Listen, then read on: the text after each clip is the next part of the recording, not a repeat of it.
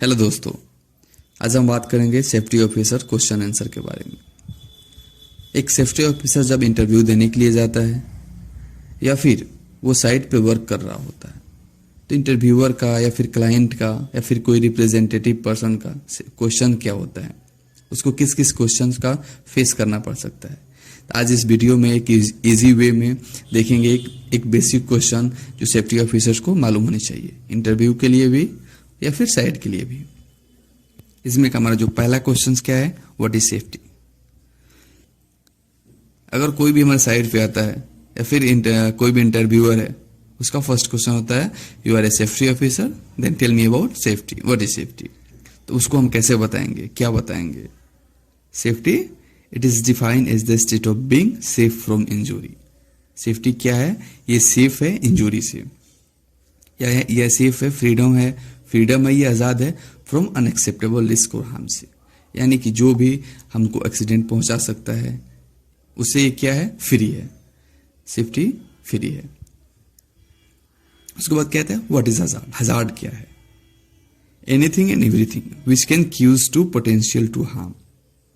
मतलब कुछ भी आपके साइड पे कोई भी वर्क चल रहा होता है तो उसमें जो भी हजार्ड होते हैं, उसमें जो भी वर्क एक्टिविटी चलते हैं, उसमें आपको क्षमता होता है आपको नुकसान पहुंचाने का, उससे आपको नुकसान हो सकता है, वो सब क्या है, हजार्ड है।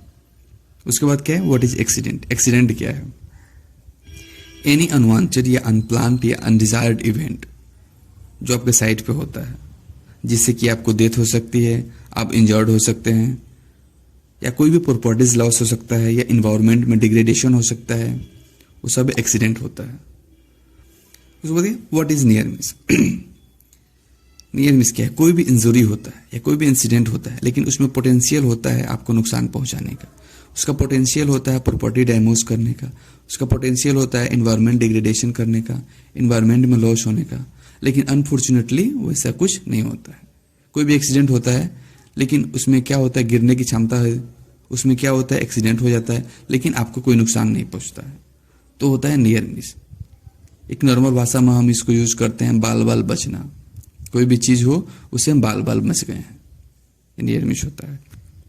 उसके बाद होता है व्हाट इज इंसिडेंट। इंसिडेंट क्या है, कोई भी इवेंट जो आप एक्सीडेंट हो या फिर कोई properties to lead an accident हो, प्रॉपर्टी एक्सीडेंट को लीड कर सकता हो, वो इंसिडेंट नियर मिस में भी आ सकता है, इंसिडेंट एक्सीडेंट में भी आ सकता है, उसको हम इंसिडेंट कहते हैं।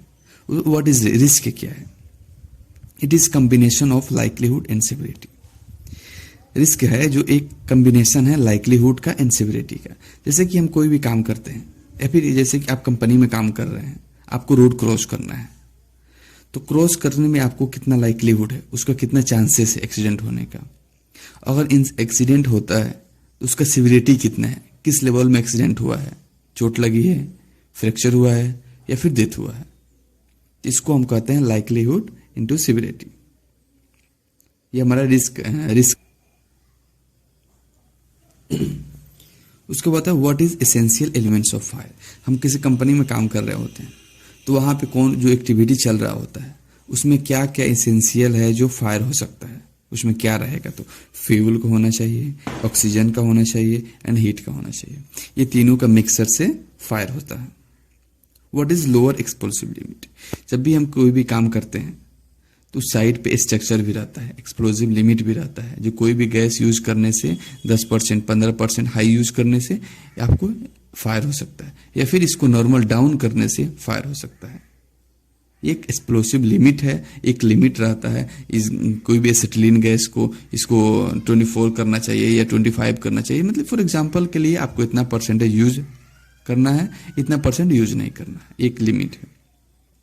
उसके बाद से जब भी हम किसी कंस्ट्रक्शन साइट में काम कर रहे होते हैं तो कोई भी पूछता है इसमें क्या 10,000 बताओ, इसमें क्या क्या हजार्ड हो सकता है, कंस्ट्रक्शन साइट का हजार्ड क्या है, उसका 10,000 क्या हो सकता है, person falling from height, material falling from height, या इलेक्ट्रिकल हजार्ड हो सकता है, फायर एंड एक्सप्लोजन हजार्ड हो सकता है, मटेरियल ऑफ हैंडलिंग हजार्ड हो सकता है, hazard of working confined space हो सकता है। यानी कि जब भी कोई वर्कर काम कर रहा होता है हाइट पे, यानी कि जैसे कि फॉर एग्जांपल इसका फोल्डिंग पे काम कर रहा है, वो इसका फोल्डिंग पे काम कर रहा है तो उसका हजार्ड क्या है, वो गिर सकता है, मटेरियल गिर सकता है, या फिर वो कोई इलेक्ट्रिकल लाइव वायर उसके सर के ऊपर से गया हो, या फिर साइड से क्रॉस किया हो, वो हजार्ड हो सकता है।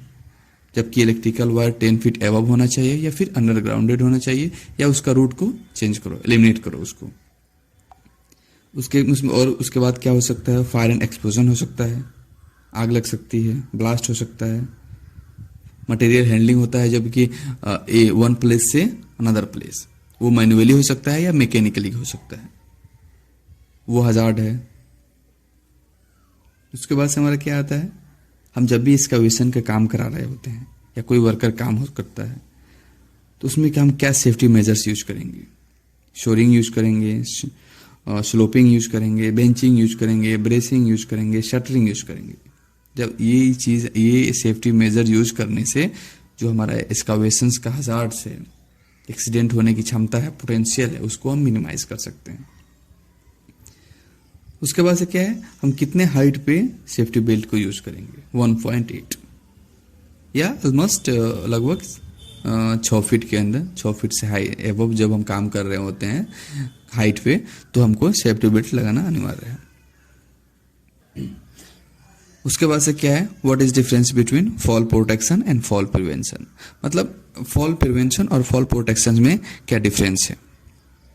फॉल प्रिवेंशन जो क्या है, the measure to be eliminate all hazard unsafe conditions which be cause a fall. यानी कि कोई भी वर्क चल रहा है, उसमें हजार्ड होने की क्षमता है, उसमें हजार्ड है, उस काम को बंद कर देना, उस काम को नहीं होने देना, ये फॉल प्रिवेंशन है। जब उस काम को हम बंद कर देंगे तो फॉल नहीं होगा, कोई आदमी चढ़ेगा नहीं उस पर, तो गिरेगा ही नहीं।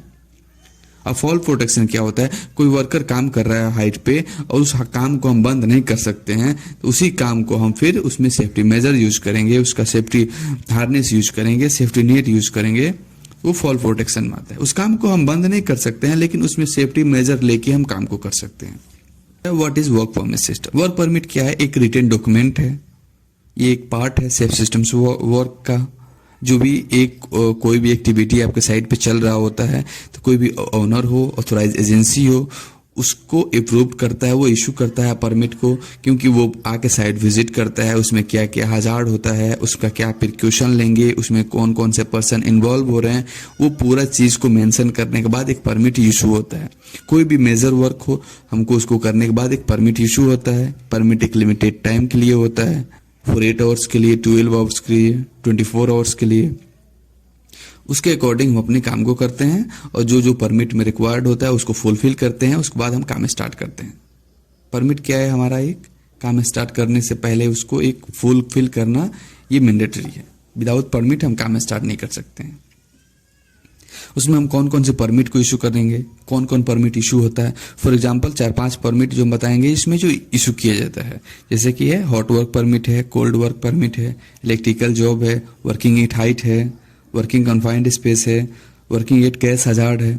ये हमारा नॉर्मल परमिट इशू जो होता है साइट पे होता है। इसके अकॉर्डिंग बहुत सारे ऐसे हैं जो परमिट इशू होते हैं। क्रेन का परमिट होता है, बहुत सारा जो परमिट होता है, कन्फाइंड स्पेस जो काम कर रहा है उसका परमिट होगा।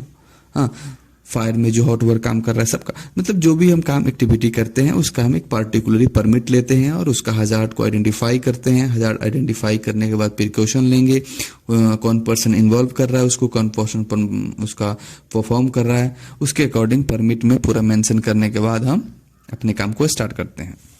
उसके बाद क्या है, what are the safety device of cranes. जब भी हम किसी साइट पे काम कर रहे होते हैं तो वहां भी क्रेन भी वर्क करता है, तो क्रेन का क्या क्या सेफ्टी डिवाइस होगा, कोई भी आपसे पूछ सकता है। कोई कंस्ट्रक्शन इंटरव्यू आप देने जा रहे हैं तो आपको पूछेगा क्रेन के बारे में, 100% पूछेगा ही पूछेगा। तो क्रेन के क्या क्या सेफ्टी डिवाइस है, क्रेन का हुक लैच होता है, बूम सेफ्टी लिमिट स्विच होता है, boom angle indicator and siren होता है, ओवरहेड लिमिट स्विच होती है, ओवरलोड लिमिट स्विच होती है, front end reverse horn line होता है। ये हमारा क्रेन का सेफ्टी डिवाइस है। जो पार्टिकुलर डिवाइस है, अलग अलग डिवाइसेस का अलग अलग काम भी होता है। कोई भी है ओवरलोड लिमिट स्विच है, जैसे कि वो ओवरलोड जैसे होगा वो आपको सायरन देना होगा। हॉर्स वाला है, बैक हॉर्न है, फ्रंट हॉर्न है, वो हॉर्न देके आपको आगे पीछे मूव करेगा। तो कोई भी इंडिकेटर है वो आपको इंडिकेटर देगा, सायरन देगा। लिमिट बूम लिमिट स्विच है, बूम में कितना लिमिट होना चाहिए, कितना नहीं होना चाहिए, वो आपको लिमिट स्विच आपको पूरा प्रोवाइड करेगा, ये इतना होना चाहिए। ये हमारा जो भी क्रेन का वर्क चल रहा होता है उसमें हम इस सेफ्टी मेजर्स को देखेंगे, उसके बाद काम को अलाउ करने के देंगे। देखेंगे इसमें कौन कौन से सेफ्टी डिवाइसेस नहीं है, ये हमको पता होना चाहिए जो हमको क्रेन का क्या क्या चेक करना है, क्या मेरा काम है क्रेन में चेक करना।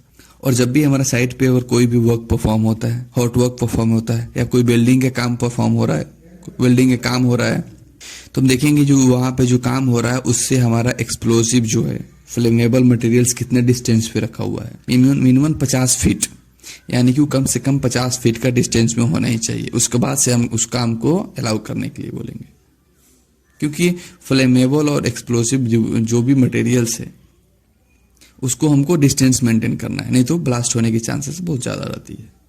उसके बाद से जब हम देखेंगे किसी भी साइट पे कोई भी इंसिडेंट होता है तो उसका रिपोर्टेबल एक्सीडेंट टाइम क्या होता है। जो कोई भी आपको साइट पे काम कर रहे होते हैं, कोई भी एक पर्सन का नियर मिस या होता है, या फिर कोई भी इंसिडेंट होता है या कोई भी एक्सीडेंट होता है, माइनर इंजरी हो या मेजर इंजरी हो, तो उसका रिपोर्टेबल टाइम क्या है। विद इन 48 आवर्स के अंदर उसको रिपोर्ट करना ही है। उसको रिपोर्ट हम करेंगे अपना फैक्ट्री इंस्पेक्टर को कर सकते हैं या भी कोई भी रिप्रेजेंटेटिव पर्सन हो उसको कर सकते हैं। उसके बाद क्या है, एक हमारा क्यूज क्वेश्चंस क्या है, कोई भी पूछ सकता है ये आपको। सेफ्टी डे कब सेलिब्रेशन किया जाता है? 4 मार्च को किया जाता है। उसके बाद से क्या है हमारा एक क्यूज है, जैसे कोई भी पूछ सकता है आपको एक नॉर्मली सेफ्टी डे सेलिब्रेशन कब किया जाता है? 4 मार्च को किया जाता है। वर्ल्ड इन्वायरमेंट डे सेलिब्रेशन कब किया जाता है? 5 जून को किया जाता है। जो सेफ्टी नेशनल वीक कब सेलिब्रेशन किया जाता है? 4 to 10 मार्च को किया जाता है। और क्या लेंथ और डाई को क्या, लैंडवार्ड का क्या मतलब उसका लेंथ होनी चाहिए, 1.8 मीटर्स होना चाहिए, 6 फीट होना चाहिए। डायमीटर जो होता है नॉट मोर देन 3.3/1 इंच होना चाहिए, यानी 3 इंच या उसे 1 इंच से ज़्यादा नहीं होनी चाहिए। उसके बाद क्या है, कोई भी जो एक हमारा सेफ्टी बेल्ट होता है उसका ब्रेकिंग होने का मिनिमम क्या है, मिनिमम वेट क्या है, उसका कितना में वो ब्रेकिंग कर सकता है। 2268 kg उसमें वो मिनिमम वो उस पर लोड पड़ेगा तो ब्रेक हो जाएगा।